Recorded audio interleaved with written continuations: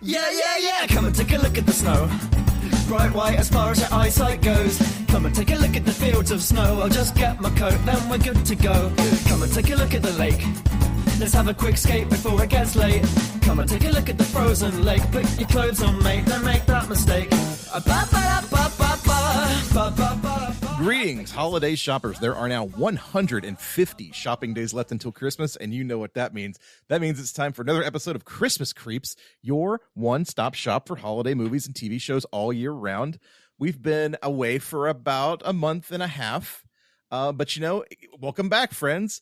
I am your host, Jack Black, as I have been told by children on the beach. You didn't know you had a celebrity on the podcast, but here I am. Yeah, that's the thing that happened. A kid ran up to me on the beach on the 4th of July and asked me to my face if I was Jack Black. I'm not Jack Black. I'm Joseph Wade. I'm so sorry to disappoint. You should have told him yes. Do you think he would have believed you? Was he of the age where he would have believed you if you said yes? Like, maybe. He was old enough to, like, I don't know, you have that mindset. You can just see it in a kid's face where he knows celebrities and stuff. You know, he's old enough to know who Jack Black is, but maybe still young enough to believe that you might actually be Jack Black. Yes. Like if I had told him I was really Santa Claus, he may still have believed me. Ooh, you know, wow. Like he's that kind of age. Okay. But no, I'm not Santa Claus. I'm not Jack Black. I'm just Joseph Wade. And I'm so sorry to have to disappoint a small child like that. But here with me tonight, friends, is Mr. Bradford. Brad, welcome back. Oh, banana. Oh, banana. You know what? I'm here continuing my long string of disappointing children. Happy to be here tonight. How are you doing? I'm doing great. Bradford is a professional child disappointer, folks. That's what they call me. That's what they call him down at the daycare center. That's what they call me when I pick up my kid. It's good to be here. It's good to be talking about what we're about to talk about. It's great. I mean, you know, after we did anime and went into extra innings with it, I felt like we earned ourselves a nice long vacation, a summer off from doing this nonsense. But we're back now because like we all had an experience recently and we just had to come and talk about it. The experience being the video game software Donkey Kong Bananza for the Nintendo Switch 2. Yes, at 1,000,000%, absolutely.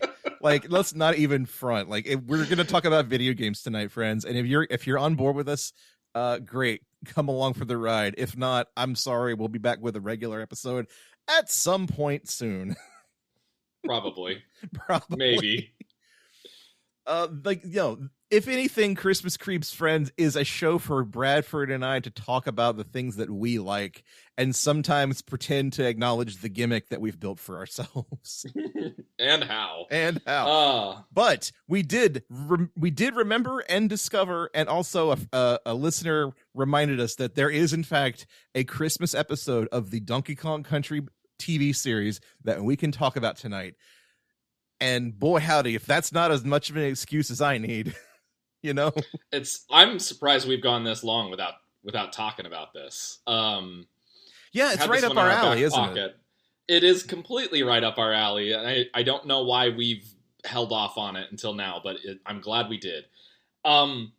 We also both have themed beverages, believe it or not. Oh, yeah. So, I mean, folks, grip it and rip it.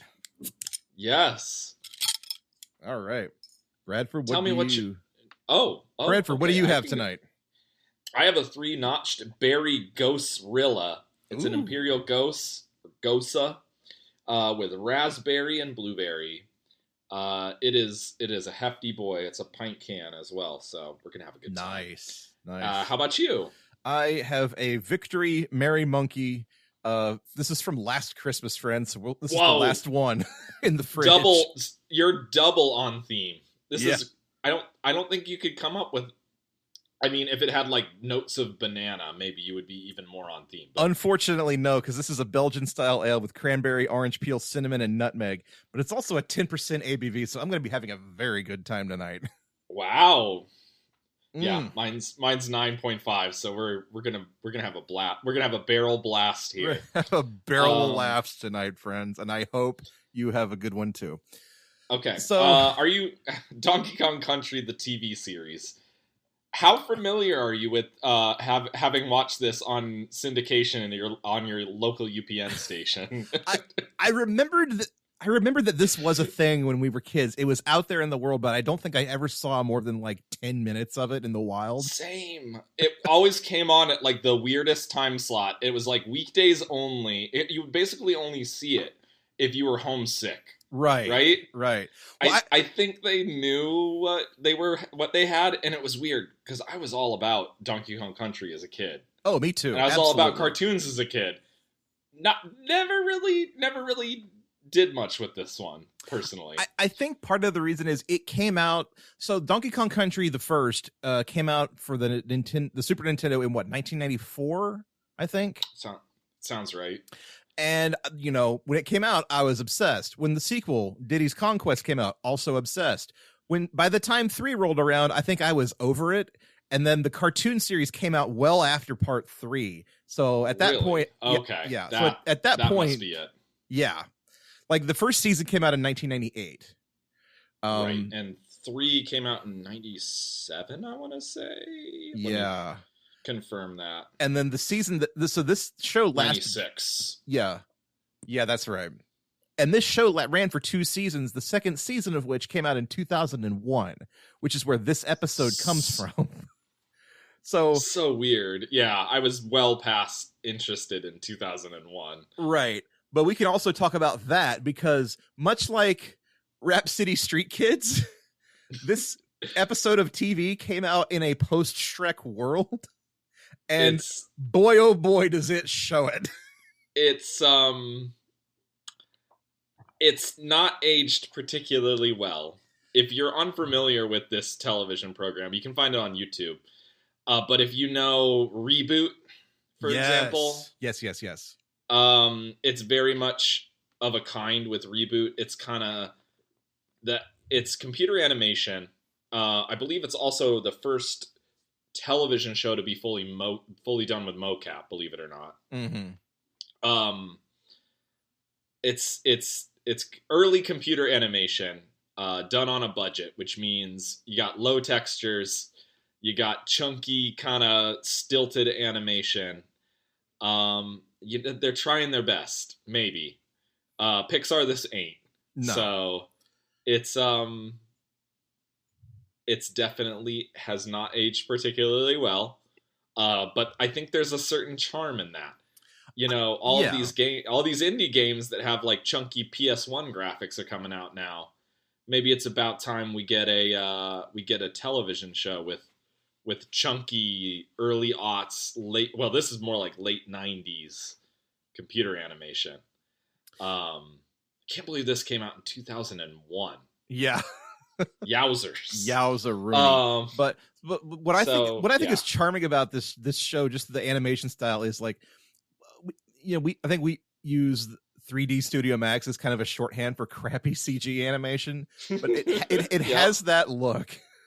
But also, I know the way they created the original Donkey Kong Country games. They like animated the characters in like a 3D modeling program, and then ran it through like the graphics processor of the Super Nintendo. So it's got that kind of grainy vibe, but you can also see that there's 3D textures involved. But then this TV show does not do that. So it's just like plain Jane, like 3D polygons, and it hurts the eyeballs to look at. The textures on the Kremlings are terrible to look at every single time. You never get used to it. And I think they like used the same textures that they used for the Super NES games, but like as you said, they convert that down into a sprite. Right, yes. And so that loss actually kind of does it some good. Here you get to see like the weird crackly, gross text, like low res texture in all its glory, and it does not look good, my friend. I watched this episode on the same day that the trailer for Avatar 3 came out. And watching these two things back to back, yes, it came out today. Watching these two things back to back is just like there's an amazing level of dissonance involved here. What's the thing for 3? 2 was like water. What's 3? 3 is like they're going They to have like a big. like volcano land, and there's gonna be fire and shit. I don't know. It'll be fine. I didn't even watch 2. I didn't even see 2. It was like I didn't see it in theaters, and then like I have a subscription service which has it, but I'm just like, I'm not gonna watch Avatar on a television. Like, come on, man. If they really release it in theaters and I have nothing else going on, maybe. I will be a slight defender of Avatar 2, but then know, it's surprised. I'll say this: it surprised me. It's all the same. All the same characters are back. A couple new ones because the Avatar people have children, and fine, whatever. But then they entered in the middle of Avatar 2, this movie about like our blue, I forget what they're called, people going to live with water Navi. The water, yeah, they go to live with the water Navi and everything.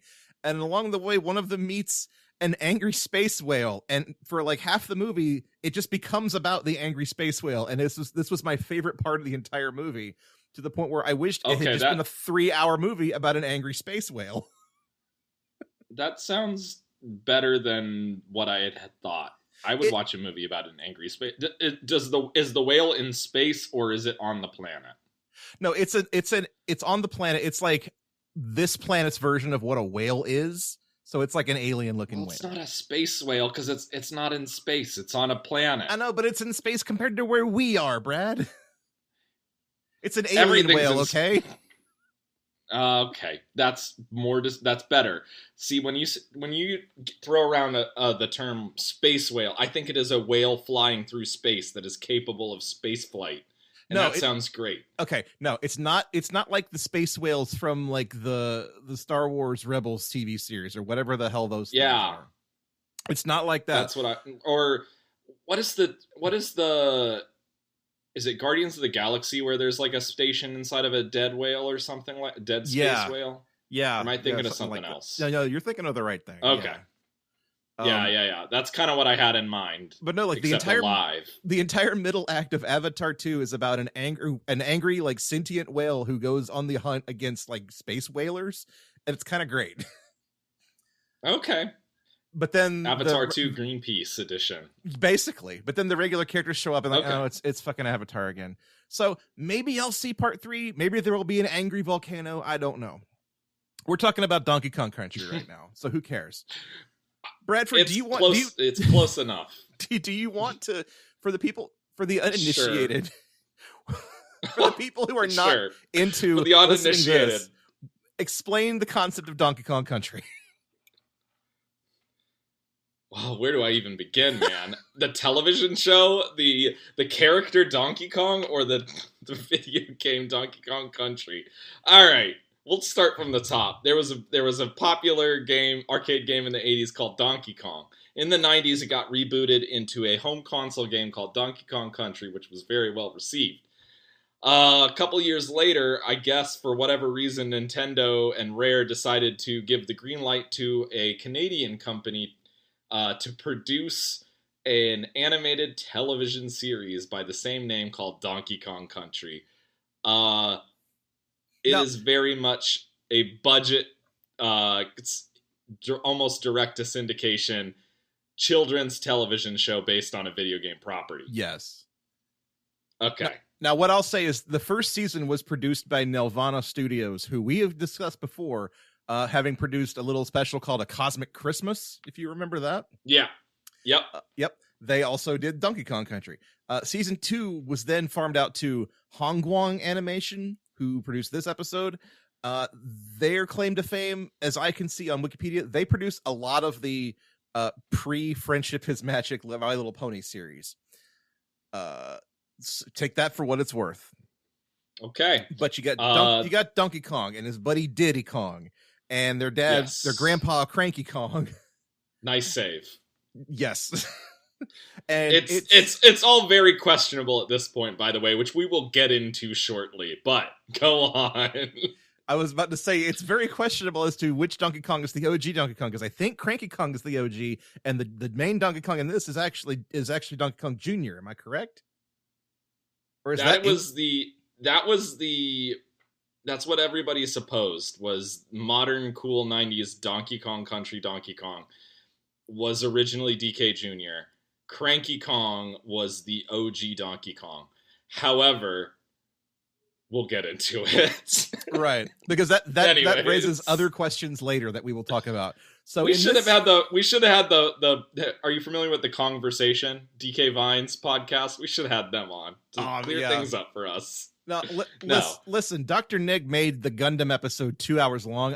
We don't need to do 2 hours on this. We don't need to do 2 hours of deep Donkey Kong lore. No. Anyways, they hang out on in the television series. They hang out on Kongo Bongo Island, right? Yes. Not DK Island.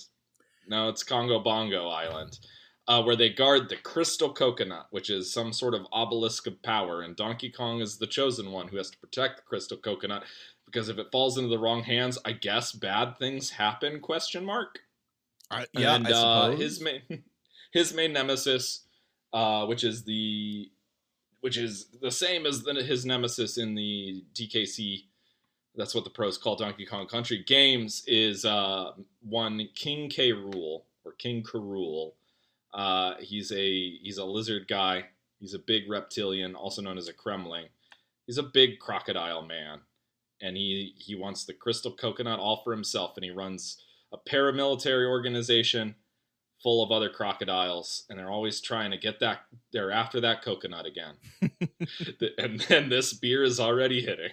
Anyways, that's all you need to know about it. Basically, he's got a girlfriend named Candy Kong and cool brother ? Relative of some kind named Funky Kong. He's around. And about these two, I will say this: Funky Kong is like they've translated him, and he's still relatively funky. He's got kind of a faux Jamaican accent in this, and this is a dub, by the way, because the originals were produced in French, if I'm not mistaken. Maybe. I'm not entirely sure. I believe so. The first premiere was on France too. Okay, so a Taiwanese production studio doing a French TV show. Okay, fair enough. I don't know if I think season 2 never got released in France until later on DVD, but I know season 1. Okay. The first run of season 1 was in French first, and also produced in English. Right. So anyhow, that doesn't really matter all that much. Let's continue. All I was gonna say was like Funky Kong was translated fairly 1-to-1, but then Candy Kong, they completely redesigned this character from the games, and they took a lot of liberties with it. For very good reason, I believe. Sorry, yes. Go on. No, I mean, you were going to say it much more mildly than I would have, and I was going to hate myself for saying it, and now that I've said that, I have to say it. They have made her considerably less sexy than the games did. But then go on. Continue. Even in that endeavor, they have failed somewhat. Failed somewhat because she. I don't even want to say it because no, you finish awful. It. This has to happen. They have sexualized Candy Kong in completely different ways than the games did. Have they though? I don't know. She looks like Lil and Phil's mom from Rugrats. Are you kidding me? No, but she's like has mom jeans and like a headband and like a mom bowl haircut. What are you talking about? You have something you want to tell us, Joseph? No, Brad. I'm just saying she has that kind of voice, but like she's got that voice. You know what I'm saying? And yes, I know. Very tight clothing. Where I mean, all the clothing in this series is tight because it's all like. They're all mapped like, to the skin. Yes, I get it. Yes, yeah. It's a 1-to-1. There's no bump mapping, to speak. It's all one sheet. So the quick and dirty plot of this episode. This episode is titled "The Kongo Bongo Festival of Lights." The Kongo Bongo Festival of Lights, which is Donkey Kong Country's version of Christmas, and the New Year's. Sure. Slash Hanukkah? It's Snowflake Day from Clone High, basically. It's Star Wars Life Day. it's the Christmas time holiday where everybody goes and watches fireworks, but also the important thing to note is that the apes and the reptiles experience a truce on this day where neither one fights over the crystal coconut. Right, except when you're pirates, because they're scum. Except when you're pirates, because pirates don't follow no rules. Yeah. And so we have, Donkey Kong and his clan and K. Rool and his clan, and they're both totally cool with not fighting on the Festival of Lights Day. Except that leaves the band of pirates open to we're going to steal the coconut anyway, because nobody's going to suspect this. Because we're pirates and we're not going to follow the rules. Yeah. This is the conflict. Meanwhile, there are two separate A-plots going on between Kong's family and the reptiles. Among Kong and his clan, Kong has decided that he's going to get everybody the same thing for Christmas. A banana. A banana. Not for nothing, but I would enjoy a banana for Christmas. When you're Donkey Kong, if you think about it, you'd have to be a real asshole if Donkey Kong gave you a banana to be like, oh, this is a terrible gift. Because what does Donkey Kong love more than anything in the entire world? Bananas. He's just trying to share his love of bananas with you. The entire impetus of Donkey Kong Country as a game is that his banana hoard was stolen. Yes. And the entire impetus of the new title is Donkey Kong wants bananas. He just wants bananas. that is the entirety of the plot as far as Donkey Kong is concerned. As far as I know, it's a prequel to how he got his hoard in the first place. We'll talk about that later.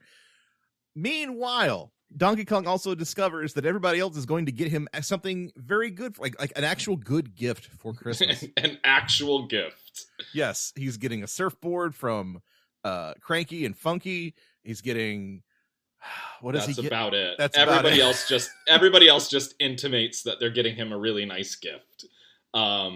He's very interested in Candy Kong's banana cream pies. Thank you. Great. Okay.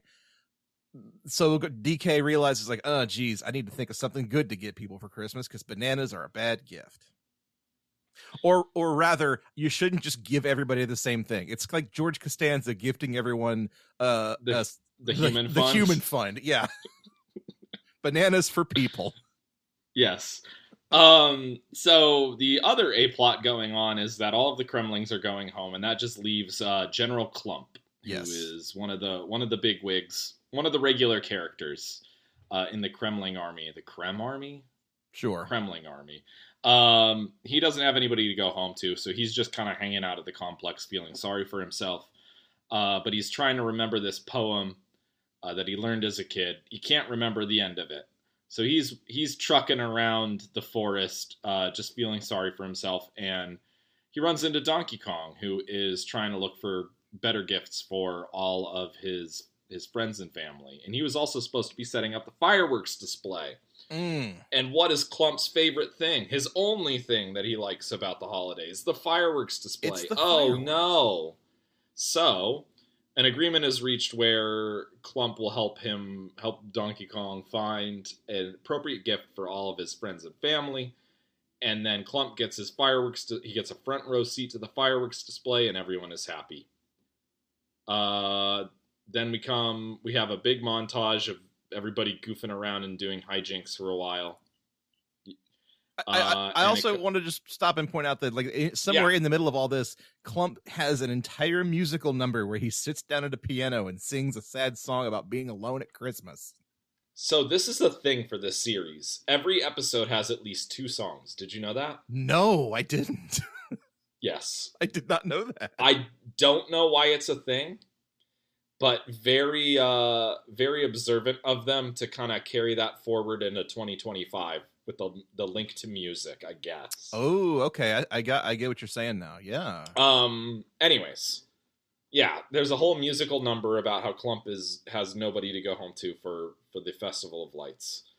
Okay, where were we? The pirates come and steal the coconut because DK is not around to presumably defend it. But also they steal all the gifts that DK has gotten for everybody from Clump. They did. Well, no, they steal all of the gifts that everybody was giving everybody else. They steal everything. Oh, wait, that's right. Yeah, because Clump takes DK to King K. Rool's like private quarters. Yeah, complex to look at books. To look at books. Because he's still, DK doesn't have gifts by the end of this episode.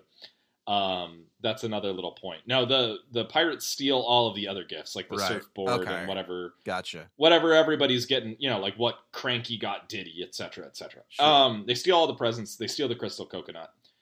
Clump and DK see this on K. Rool's private monitor and hightail it back and try to devise a plan to steal back the crystal coconut. They get the pirates to load the fireworks onto their ship. And then an altercate. Oh, and the entire time during this episode, whenever the main pirate guy, Scurvy. Cutlass is his buddy. Scurvy, whenever Scurvy's on screen, he's talking about, "Yar, how I want the crystal coconut, but there's something else I want more than the crystal coconut, but I can't have it." And of course, if you've watched media in the past 20 years, you know exactly what's going to happen. There's a big confrontation on the ship. Clump tries to steal back the crystal coconut. Would you say it for K. Rool? Would you say it's a confrontation? Yes, a confrontation. And then they both discover that they are brothers. And Yar, me long lost big brother. Yeah. Clump drops a rifle at one point and shoots the fireworks, and the entire ship goes up in fireworks. But Clump has found family, and come to find out that Scurvy took the blame for Clump burning down an entire wetland. So that's cool. That's what family is for. That's what family is for. And we come to the presents all got burned up in the fireworks, but of course, the Festival of Lights isn't about presents, DK. It's about being together with family and people you love. Yeah. Right? You jerk. You jerk. You materialist ape. That's pretty much it. And I the last note that I wrote here, I do want to point out that everyone's coming together and having a party, and Scurvy is just standing on a box talking about his adventures as a pirate, and he definitely says the phrase, "Yar, the sea was angry that day, my friends." Yep. Just like an old man trying to return soup at a deli. Exactly. We got not one, but two Seinfeld references here. Look at that. We're full of them. We love it. So that is Donkey Kong Country, the Kongo Bongo Festival of Lights. We're not going to talk about Inka Dinka Doo. Do not ask us about Inka Dinka Doo. Thank you very much. No, thank you. Would you put this on at a party? Yes, but only because it looks so weird. It looks so ratchet, right? It's a curiosity piece. Yeah, it would definitely command some attention, but you don't have to look at it. You know what I mean? Yes. Yeah. It's a curiosity. I think among friends and people in the know, this would absolutely make it on the playlist. Yes. If it were family or coworkers or something like that, probably would get kept off, but it's a deep cut for those that can appreciate it, I think. Yeah, it's definitely for a certain audience. Let's say that. But if it hits, it hits. Yeah. Man, so one thing I want to say about this real quick.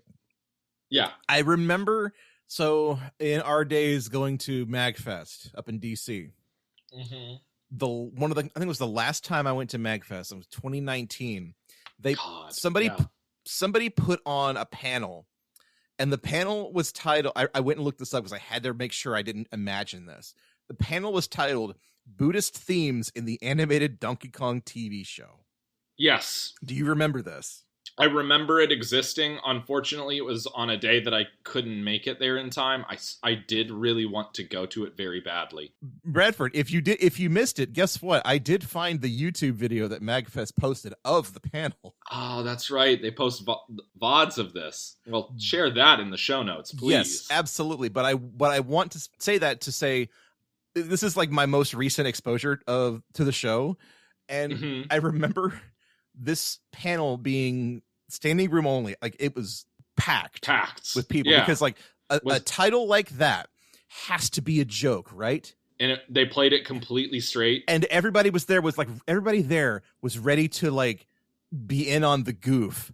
And as the panel went on and they started explaining like the tenets of Buddhism and the philosophy and how it related to the series, I remember this wave of like realization sinking into the crowd where, oh no, this is for real. You're serious? What was it? Was it like one of the side panel rooms, or was it like one of the ballrooms? How big are we talking? This was one of the side panel rooms. Yeah. Okay. Yeah. Still not gigantic, but like the fact that like the initial, you could feel the temperature of the room drop by like 5 degrees. Yes. Like the initial wave of titters and laughter over just the very idea of doing this panel was one thing. And then as it just died out completely and everybody realized, they're serious about this, that made it funnier to me. And then I totally would have thought it was way funnier once it kind of sinks in that no, somebody is taking a scholarly approach to what is going on right now. This is not a goof fest, my friends. They are taking this seriously, and I'm sorry, but it may be going over your head, but now you're stuck here. Yeah. That made it funnier? That made it so much funnier, but also it was actually a very well like researched and documented like discussion panel, and I applaud the effort, but just I will never forget, like, you could hear a pin drop in the middle of this thing because people were just like not laughing anymore when they realized, oh, this is school. We're in school all of a sudden. Awesome. Please put that in the show notes. I have to watch that. Absolutely. So yeah, Donkey Kong Country, the show. I think a lot of it's on YouTube if you want to go watch it. We'll put the link to this episode in the show notes as well. That does it for the stocking stuffer portion of the show. Now, Bradford, let's pivot. Yes. And tell me about Donkey Kong Country Bonanza. Oh, we finished our vegetables. Finally, now we get to eat some cake. Okay. I think we're going to do this. You and I have both been playing this game. It came out 11 days ago now. Yes. We can talk. What we're going to do as a courtesy to our listeners is first we're going to talk about it very generally. And then we will talk about our experiences with it up to the furthest point that you have reached. But we are only going to speak. We're going to kind of speak in code and use the layer numbers, which the devs were kind enough to label basically all the levels with numbers. So yes. We'll try our very best to be spoiler free. But we'll go ahead and say right now, some things may slip, and if they do, I apologize. Yeah, if you don't want to be spoiled on anything at all, I would advise turning it off. But I will sort of make a note to let you all know when we kind of pivot into talking about things that happen past like what you would see in the direct or like the first couple hours. Right. Full disclosure, cards on the table. I have finished the game, and I believe, Joe, you are nearly finished with it. I'm closing in on it, yeah. But tell you what, how about we do this? How about we just wrap up the show now? We'll play the outro music and everything, and then once that's through, then we'll just kick right into welcome to the postscript of the show where we talk about Donkey Kong Country for another half hour. Welcome to the part of the show that's probably going to be longer than the show proper. Yes, yeah. Please outro us. Yeah, so this is if you're not into listening to us talk about video games, thank you for listening to this episode of Christmas Creeps. I've been Joseph Wade here with Mr. Bradford. Please follow us on all the socials. We're on Discord. Email us anything you want at xmascreeps@gmail.com. Well, not anything, but yeah, just anything within reason. anything safe for work. Anything legal. Yes, please. Anyways, please and thank you. Have a good night, friends. We'll catch you on the flip flop. Happy Christmas. Ba-ba-da-da-da-ba, Happy Christmas. Ba-ba-da-da-da-ba-ba-da-da. Happy Christmas. You guys. Yeah.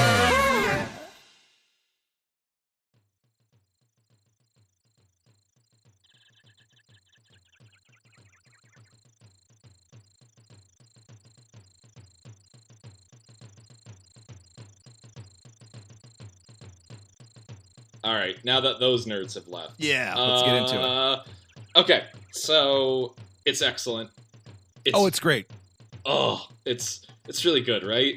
I just got to get that out of the way. Yeah, I think I had reservations about it because I just thought like, well, I mean, I don't know. I thought it was going to be good, but I had a small seed of doubt in the back of my mind where it's like, I don't know if there's going to be enough to this, you know? I'll say this. I had started playing Mario Odyssey over again before this came out. Yeah. And then when it came out that like this was kind of produced by that same team and it was sort of in the same style, I thought, oh boy, this is not going to hold my attention. No, I am desperate to finish this game now. I love it. I was thinking about playing Odyssey before it. I was also thinking about playing the main thing that I didn't want to do with Odyssey, because I knew it was by the same team, is I didn't want to burn out on that same style of gameplay, but I think that would have been, as you put it, totally unfounded, because I think this is, while very similar, is kind of the moment-to-moment gameplay is a completely different animal. An ape, if you will. It's a different ape. The 500-pound gorilla in the room, if you will, is that... So in Mario Odyssey, you have to find a certain number of moons before you can move on to the next stage, right? Yeah. With DK, there is no such restriction. You can go as fast as you want. Somebody has finished the game with getting 0 bananas. That's amazing. Which is, I think, I can understand how they did it. What I don't understand is how they just don't have the Pavlovian response of, you see a banana, you go over and smash the hell out of it. It takes an amazing amount of restraint. I feel like if I was trying to do that run, at least once, I would probably just mindlessly smash a banana without thinking and then have to restart. Oh yeah, especially because like half of the fun of this game is just smashing your way through dirt, not knowing where you're going. Yes. One of my favorite things about this game. So you have a radar, right? Yeah. So you slap the ground and you can like see stuff hidden in walls and stuff. Absolutely essential to what kind of game this is. Love it, yeah. But half the time in this game, I would see a banana in the distance, and then I would just start digging my way there, like Kool-Aid Manning through like 200 meters of terrain.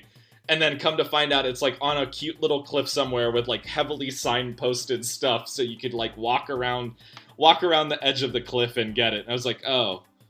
And then, the name is like, oh, banana on the cliffside. And I'm like, no, I just dug for it. It's like, but the thing is it works so well with like the character of DK and the theme. Yes. Where you're just ape what wants to get banana. You're just a big dumb animal, yeah. You're just gonna do whatever in your power to get it.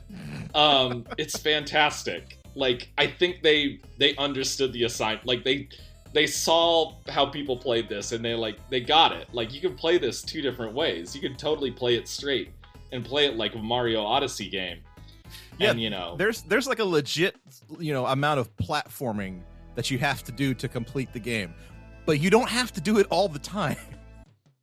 You barely have to do it at any time. Well, no, but like sometimes you have to like climb up the thing and jump over to the other thing. But then sometimes you don't have to climb at all. You can just start digging your way up. Dig up, stupid. Anyway, anyways, I started bashing. Yes, exactly. But the other cool thing about this game, I'm not. You know what? I'm gonna not say this phrase again after this time because I would have to preface it. Okay. 20 more times throughout the rest of this conversation. I already mentioned this on the Discord, but I'm going to say it here for everybody else's edification, I guess. Is the game tracks how much destruction you've done. Yes. How many cubic meters of whatever you've destroyed, which opens up a really interesting concept for runs of like destroying the least amount possible and trying to play as like a kind, gentle ape what doesn't want to destroy anything. You're going to have to destroy some stuff throughout this game, but like a minimal percent, I think that'll be a really interesting category for this game. It's like those old videos of Griffin McElroy doing World of Peacecraft where he's trying not to kill anything. Exactly. Yeah. Just like that. Oh boy. Yeah. So It's a very good game. it is. So my wife and I have been playing it together. Yeah. And we'll be sitting next to each other, and I'll play for a while, and then I'll pass it off to her, and she'll play for a while. But then sometimes one of us will get up and go do something else in the other room, and then they'll come back, and hey, I'll hand the controller to her, and she'll be running around, and she'll find this huge cavernous room, and be like, "Whoa, what's going on in this room?" And I'll say, "Oh yeah, I dug that out earlier." This has happened back and forth like 10 times. Have you guys tried the co-op mode or no? Not yet, no. We have not. I hear it absolutely demolishes any semblance of game balance, but it's fun. Really? I've heard. Yeah, because you know what it is, right? No, I don't. Somebody the second player uses like the mouse controls, and they have a reticle, and they can just shoot out like rocks, basically, constantly. Oh, okay, so it's kind of like the Mario Galaxy co-op where you can little bit, except you destroy terrain with this. Right. And you can copy materials and like turn it into the bombs or turn it into gold and just blow everything up. Okay. I mean, I get it. I at least get it.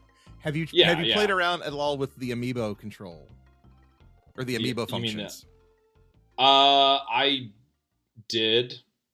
I got the Okay. the diva dress. Oh, okay. How did you do that? Like which amiibo did you use for that? It's the DK and Pauline amiibo. Oh, let's gotcha. just say for legal reasons, let's say I definitely really truly do own the amiibo and definitely did not find a file on the internet. Bradford, you could have straight up lied to me and said you had it, and I would never have known the difference. I want to be cool.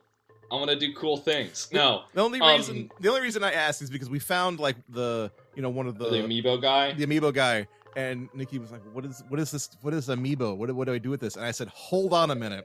Went back to my office, gathered all my amiibos off my shelf, and I said, don't laugh at me. And then I just threw them about the couch and said, let's play with these.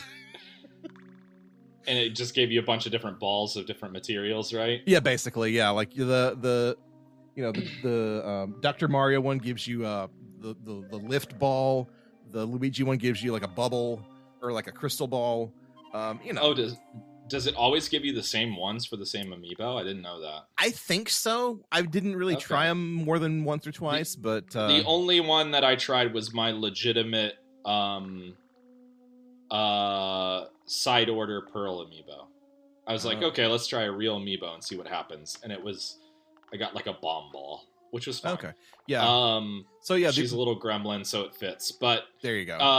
I will say the one thing: the diva dress, you can get it without the amiibo. It's just much later in the game. Oh, okay. Yeah, we've definitely not gotten that far yet. Yep.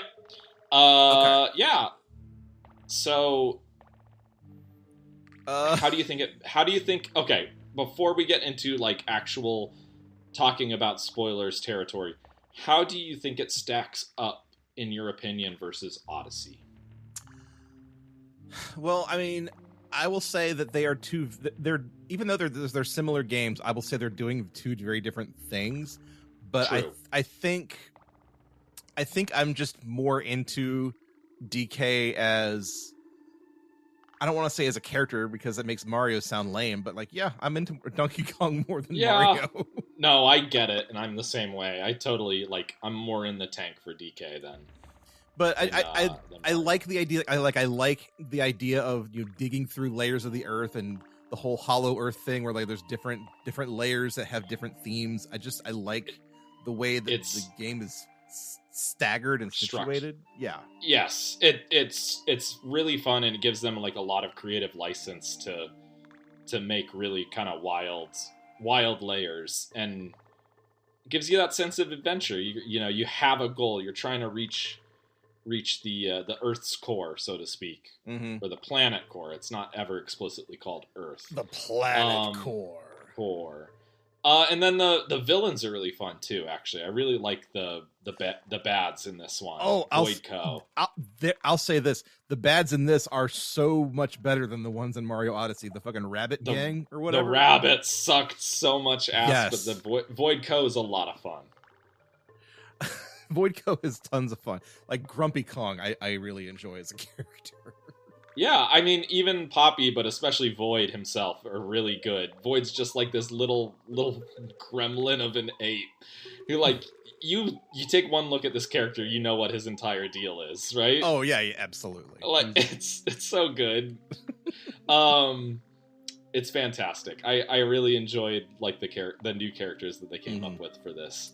And I will also say that my favorite mechanic in the game is the power-ups that you get periodically throughout the game. The Bonanzas? The Bonanzas change the dynamic in some very fun ways. Yeah, so we could talk about 3 of them without really spoiling too much. I mean, they talked about them in the direct. Okay. The ones in the ones they talked about before release were Kong, Zebra, and an ostrich. Oh, well, those suck, and I don't want to talk about them. Kong's the best one. What are you talking about? No, Kong is great. Like as soon as I found out you could like transform into Big Kong and smash the hell out of stuff, I love it. No, I absolutely love it. Yeah. Let me put it this way then. There are other transformations that make it way easier to change the landscape, and I love those even more. Okay, why don't we use this as the jumping off point into getting to actual spoiler territory? Okay. Thank you all for listening. I would definitely recommend this game. Are we going to do the outro again? All right, now for the real secret ending. Okay. No, just like if you are interested in this game and don't want anything spoiled. Welcome to Sublayer 300 of this episode. Exactly. Welcome to Sublayer 300 of this episode, where we're actually going to talk about our experiences up until late game, I guess you would say. Right, because I'm still in late game. Bradford has finished it. Yes, I did. Because I wanted to finish it before my other game came out, because I'm a fucking nerd. Anyways. Let me just go ahead and jump straight into it. The elephant power-up is so much goddamn fun. I'm glad you like it. I love it. I'm not that big of a fan of it, to be completely honest. Because it takes what was already an easy, fun mechanic of just smashing your way through levels and makes it even easier and even dumber. You just hoover the shit up like dirt, and it's great. Did you upgrade all the skills on it, too, so it's, like, completely busted? Oh, you bet I did. Yes, sir. Love it. I do not have time to smash my way through every level finding bananas and shit. I just want to scoop them up and just be on my merry way. Here's the thing, though. I used elephant basically only when the game mandated it, because I'm built different, I guess. When you're using elephant, do you still get treasure chests? Yeah. Oh, yeah. Oh, okay. That's super broken. Yeah, hell yeah, it is. I love it. Okay. I might have to start using elephant in my treasure hunt, which we can talk about. Maybe we can talk about? I don't know. Well, look, listen. So in the same level that you discover that you get the elephant power, you also you have to dig down to the sublayer where it's just like a lava pool. Oh, you can vacuum up the lava pool. You're supposed to. That's like the whole thing. I know, but like it seems wrong to be able to do that. Well, I think that's part of what makes this game really cool and fun, is like they know that you can just break this game over your knee, and they let you do it. Right. That's what's fun about it. It's an extension of like Breath of the Wild, Tears of the Kingdom, kind of this open-ended, yeah, we know players are going to find really busted, ratchet stuff to do in this game, but you know what? That's kind of what makes things fun. Yeah. So we're just going to allow it, because everybody's going to be happy. The grognards who want to do a sub-hour speed run are going to be happy, and the 10-year-olds who are just going to mash face against it until they beat it, playing it the normal way, are going to be happy. Everybody wins. It's great. Everybody is a winner. Yeah. And I mean, I've also used my powers to Joseph Wade, who lives in this town in this city in the United States, is going to use the elephant to suck up every piece of terrain, and he's going to love every minute of it. He's going to flatten every level like a pancake, and he's going to have the time of his life. But I've also used my powers to cheese levels so that, they tell you, oh, well, to get to the next layer, you have to go do this. No, you don't. You just go jump over the thing and then climb up, and hey, guess what? There's the hole. Yeah. I wonder, that makes me think, are we just going to refer to layers by their names? I don't want to do the number thing, right? Yeah, we could do that. At this point in the show, we can do that. It's sub-layer 300. If you really don't want to get spoiled, I would recommend turning it off. Here, actually, I'll let you know. If you're not up to layer 1300, you should probably turn this off, because otherwise you might get spoiled on some stuff. Yeah, because that's as far as I got, so that's what we're talking about. That's the layer Joseph is on. We are not getting into endgame stuff. We're not getting into post-game stuff. Anyways, I wonder if you can just, tunnel through the big watermelon and resort layer without having to go up top and smash it, even though that's very fun. I actually, you know what? I tried to do that. And it didn't let you? No, it did not, because you try to tunnel up as far as you can, and then there's just a flat platform that you can't smash through. Oh. They figured they thought about that one. But smashing the watermelon is very good and very fun. Oh, but yes. also, when you smash the watermelon, then it puts watermelon chunks all over the stage, so... That's true, which I haven't been back to play around in yet, because I'm still working my way through the game. Yeah. But it shows it on the map, before you leave, once you bust the watermelon. Yeah, I've seen that. I'm spoiling anything for you. For my purposes, a layer 1100, the racing layer, which I actually really would have liked to have stuck around and explored, but no, that's not how we played this game. Nikki said, well, we can just jump over the one layer to the track, right? And yeah, we cheated our way onto the track. And you can just climb up the trophy and go on without even doing the race? Absolutely. Good, because that was not as fun as it should have been, in my opinion. Oh, well, then I dodged a bullet. The race was just okay. It's fine. But compared to, the core gameplay, I can take or leave it. That's kind of a bummer, honestly, because that's the layer where you meet Diddy Kong and Dixie Kong, and Rambi is there, and oh man, my Donkey Kong Country dreams are coming true. And that's great, but that's what the nostalgia shrines are for. Yeah. No, it's fine. It's really fine. I had to retry it once because I'm a dummy. It was fine. Okay. Rambi, let me put it this way. Rambi is way slower than you think he will be. This F-Zero GX, this ain't. He was way faster when I was 8 years old. Exactly. Maybe I was slower when I was 8. I don't know. It's fine. You should do it. But anyways, I will 1,000,000% go back through these levels and try and catch everything that I've missed. I'm all about that. Yeah. Yes. Yeah. Do you have a favorite layer that you've done so far? My favorite layer. Ooh. What's your favorite layer? Let me think. Honestly, I actually really enjoyed the Tempest layer that I was talking about earlier.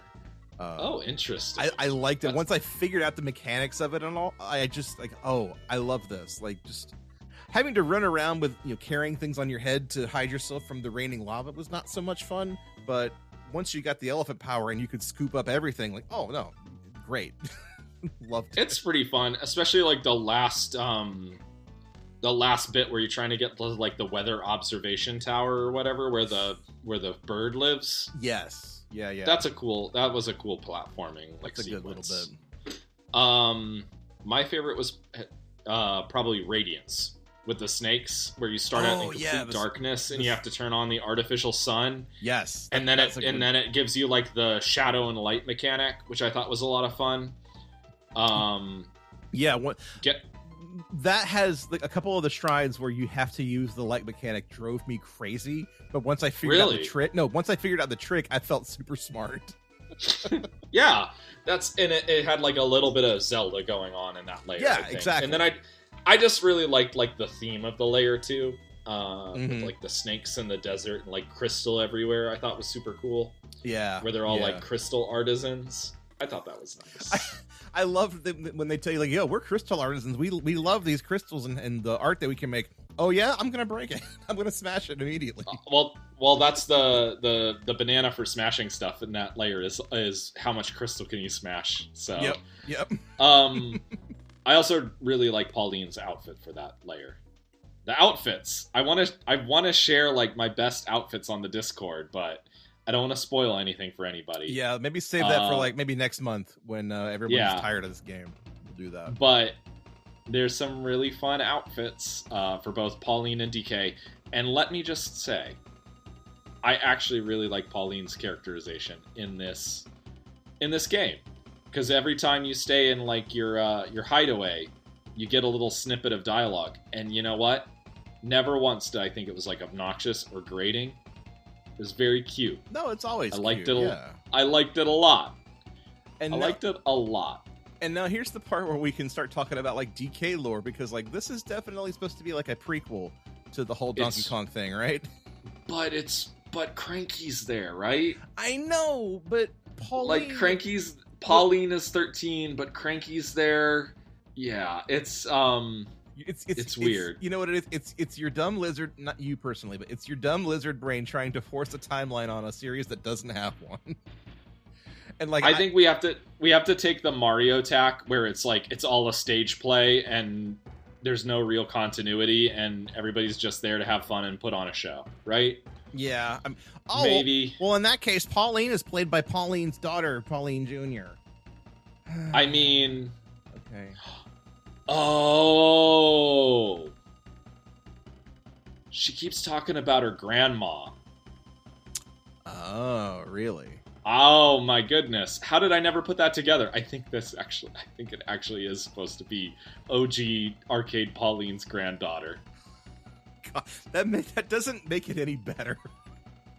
I mean, it makes a lot more sense. I suppose. Because, so, like, think back.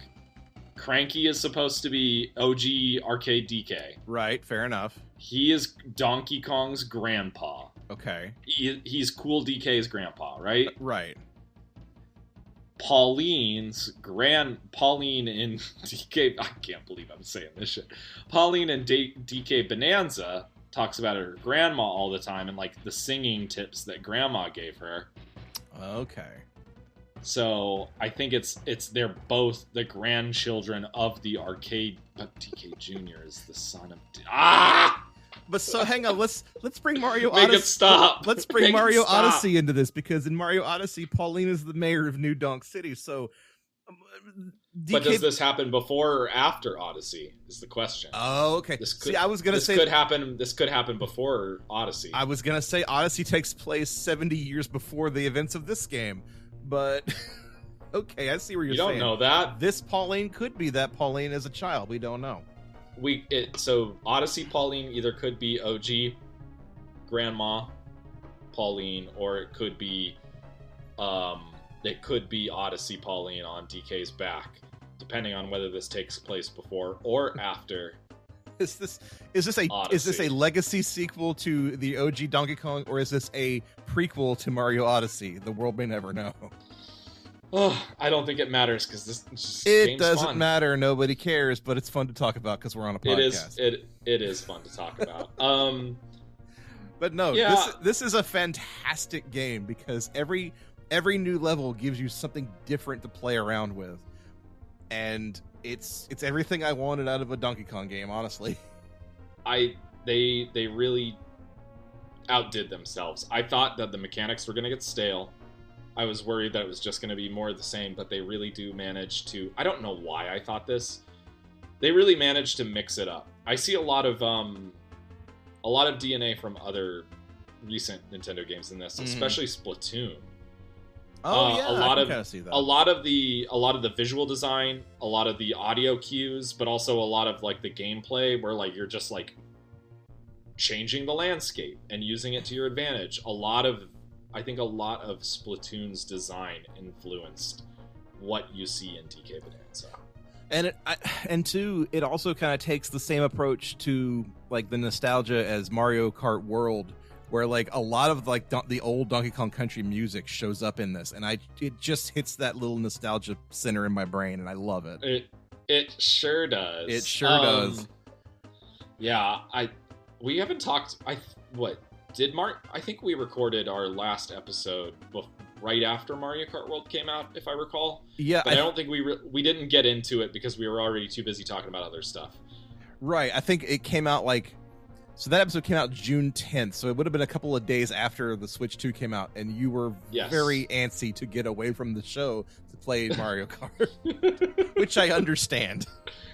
I would say Mario Kart World was good, but I think this is like the first true killer app for the Switch 2. I would say is more, at least for me. Yeah, is I Bonanza. But the soundtrack for Mario Kart World is so good. It's the reason to own the game, really. It's a soundtrack with a free game attached, right? Yeah, it's ridiculous. They need a jukebox mode in that game yesterday. Absolutely. I forget who it is. I'll find him in a minute. But somebody said that this, that game is the best album of 2025. He's not wrong. It's insane. It's truly psychotic, the amount of new remix tracks that remix tracks that are in that game. Yeah. So if the Switch 2 becomes just like a nostalgia machine, I'm okay with that because I'm old now. I think one could make the argument that most Nintendo consoles for the past 15 years have been nostalgia machines, but fair, at least to us. But I mean, between Donkey Kong and between Mario Kart World, I've also been playing like the Street Fighter collection, so I'm deep into the nostalgia shit right now. Nice. Oh boy, been playing a lot of 6 actually. I had it on Steam and I played a fair amount there, but I've really been digging into it on the Switch because I like the form factor better. So I've been having fun. Fair enough. Yeah, I haven't dipped into 6 yet, but once I finish this collection, I want to give it a shot. I would recommend it. It's fun, especially I feel like you might like the single player mode. Mm-hmm. Yeah, that's what I'm familiar with it. That's what I've been doing. Like with the Street Fighter collection, I've been trying to play through the single player mode once, and as soon as I beat Bison, I'll move on to the next game. And I'm right now I'm in the middle of Alpha 3, and I'm not enjoying it very much. Okay, but you're aware that 6's single player is way different, right? Oh no, I know it's like a whole different system. It's like a River City Ransom type situation. Yeah. I know. Okay, all right. Yeah. So yeah, video games, everybody. Video games. I'm sorry, you were gonna make a point, Brad. I'm sorry. I don't know. I was just interrupting. going to say that this is probably the most I've enjoyed a Nintendo game in probably since Tears of the Kingdom. It's that good. It's so good. Highly recommend it. A+. No notes. One note. They shouldn't have given us the treasure tie that early. It should be a post-game item because it's too broken. And I only want to use the treasure tie because I have to get the maps to get the items. Yes. And rants. That's my one complaint about this game. And that Rambi should go faster. That's it. Rambi should go faster. That's the 2 complaints that I have for this game. So it gets a 98 out of 100. The end. Maybe in Bonanza 2, Rambi will go faster. Bonanza Super Turbo. No, they'll do a Mortal Kombat 3 with him and give Rambi like robot legs. Exactly. Yes. Robo Rambi. Make it happen. Come on, Nintendo, let's do it. Folks, we have run up on an hour for this show. So Bradford, I'm going to let you finish up and then we'll wrap it up. I was just going to say they need to put DK64 on the virtual console so everybody can see what a bloated mess that game is compared to Bonanza,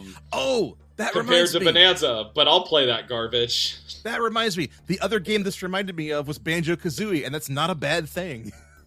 No, yeah, it even the visual design of like the tones, the rock people is very Banjo-Kazooie-esque. But yes, there's a lot of Banjo-Kazooie vibes, and I do appreciate them. This is the most 1998 ass game ever, and I love it.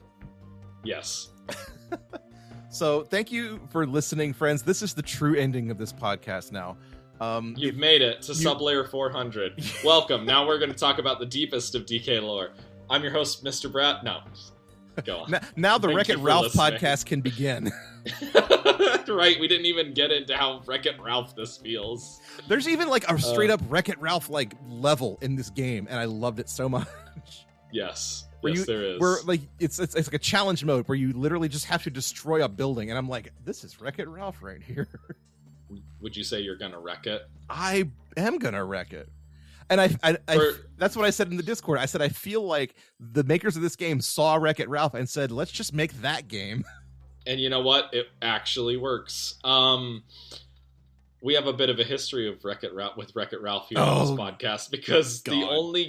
the only group costume I ever did for Halloween was with one Joseph Wade, where he was Wreck-It Ralph and I was Fix-It Felix Jr. And you know what? It was a great ass costume. It was so on worth both it. On both parts. It was amazing. It was so worth it, but I will say, after like posing for the photos and all that, I was disappointed in the fact that like all the cosplayers flocked to you because you actually like went full cosplayer on the Fix-It Felix costume, and I kind of just put on, you know, brown overalls over an orange shirt and put my hair up, and that's all you really need to do. But you went the extra mile, and everybody appreciated that.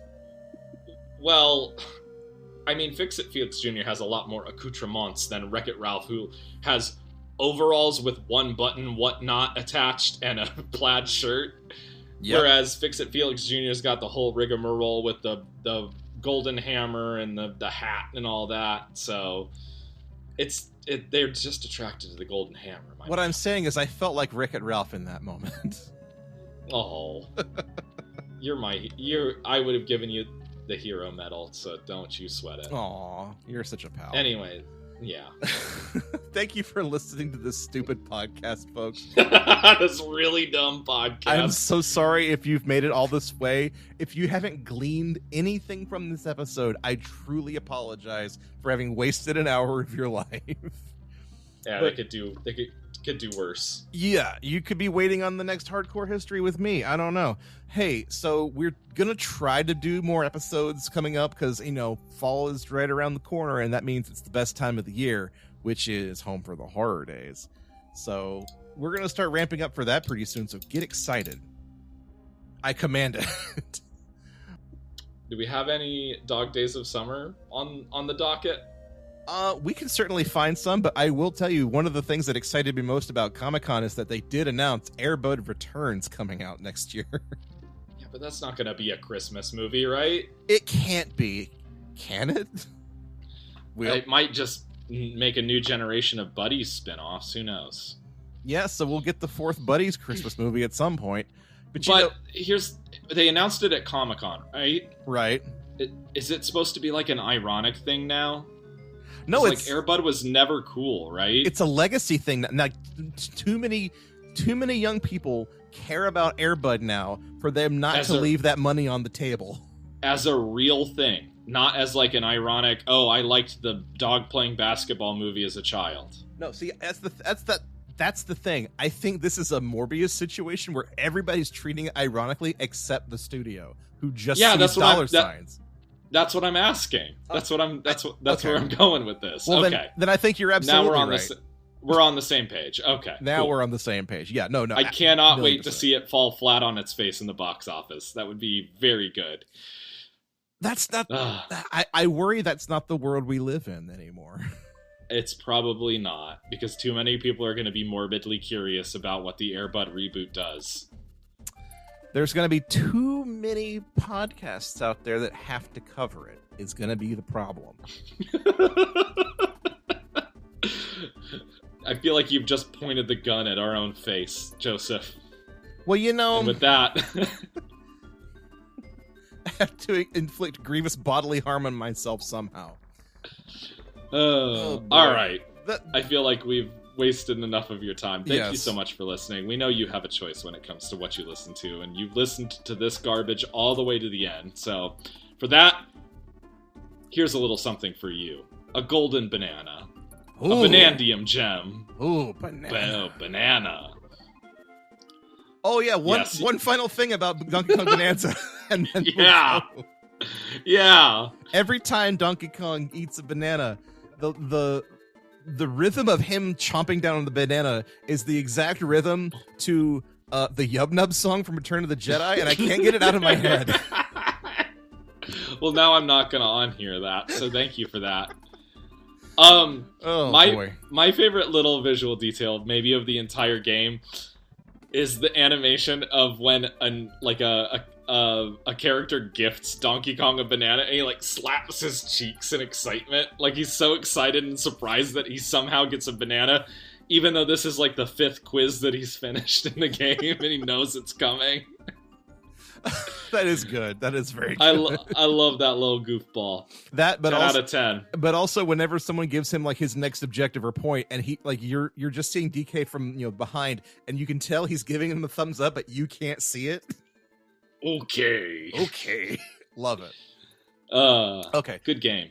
For real, this is the end of the podcast, folks. If you want to talk to us on the internet, we're on Blue Sky at Christmas Creeps. We're on, Instagram and Facebook, all that fun stuff. We're not on Twitter anymore. But if you really want to talk to us, go to our Discord channel, which the link for that will be in our show notes, where we talk about everything from this podcast to, things we're watching on TV, video games. Hell, we're talking about Donkey Kong left and right on the Discord. We're running a music league right now, which, as of this recording, I think Dr. Nick is currently winning. It's a fun time, everybody. So go to our website, find the Discord link, and join us.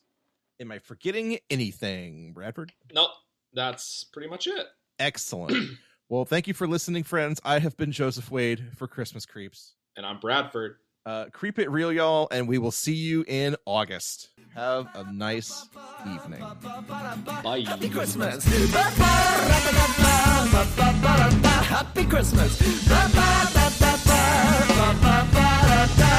Happy Christmas. You guys.